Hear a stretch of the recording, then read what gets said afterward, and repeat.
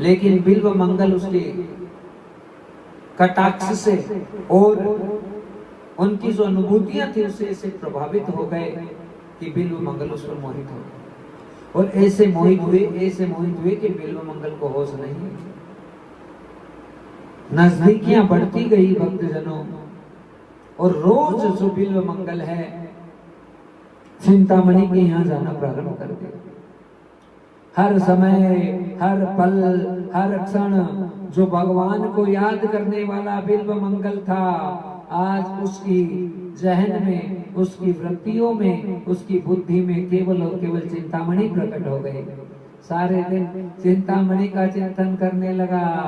यही संसार है, कब अपवित्र बुद्धि हो जाए, कब कौन सा नुकसान हो जाए, कोई नहीं जानता। बिल्व मंगल सारे दिन चिंतामणि चिंतामणि चिंतामणि करने लगा। उसे और कुछ नजर ही नहीं आए, जहां उसकी नजर पड़े वहां केवल चिंतामणि। भक्तजनों, यहाँ समझने वाला विषय है, जीवन में भी किसी से भी, किसी रूप से, किसी स्वरूप से भी हम प्रभावित हो जाएं तो उसे भी भगवत रूप देने की कोशिश कर दीजिए, उसे भी भगवत्ता देने की कोशिश कर दीजिए, उसका संबंध भी परमात्मा से जोड़ने की कोशिश कर दीजिए। फिर आपका वो संबंध महान हो जाएगा। फिर उस संबंध में दोष उत्पन्न नहीं होंगे, वो संबंध केवल भागवतीय हो जाएगा। कहने का मतलब है, ये सृष्टि किसने बनाई है? ये भगवान ने बनाई है। सुंदरताएं किसने प्रकट की है? श्री ठाकुर जी ने प्रकट की है। और ये दोष नेत्रों का हो सकता है कि हम किसी रूप के ऊपर मोहित हो जाएं, पर मोहित हो जाएं तो भी उसे भगवत स्वरूप समझ जाए। हाँ, एक पिता से भी व्यवहार हो तो ऐसे हो कि बस मेरा भगवान से व्यवहार हो, माता से व्यवहार हो तो ऐसा हो कि बस मेरा भगवान से व्यवहार हो रहा है, एक पत्नी से व्यवहार हो तो ऐसा व्यवहार हो कि मानो मेरा ठाकुर जी से ही व्यवहार हो रहा है।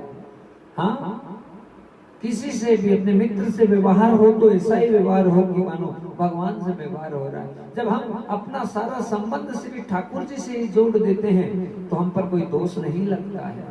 फिर हर स्थितियां, हर भाव है वो भगवत स्वरूप हो जाता है। पर यहाँ बिल्व मंगल नहीं कर पाए। बिल्व मंगल केवल उसके शरीर पर ऐसे मोहित हो गए और महाराज इस हड्डियों के ढांचे के ऊपर ऐसे दीवाने हो गए कि हर समय चिंतामणि चिंतामणि चिंतामणि का चिंतन करने लगे। आज लीला अद्भुत तो हुई है भक्तजनों।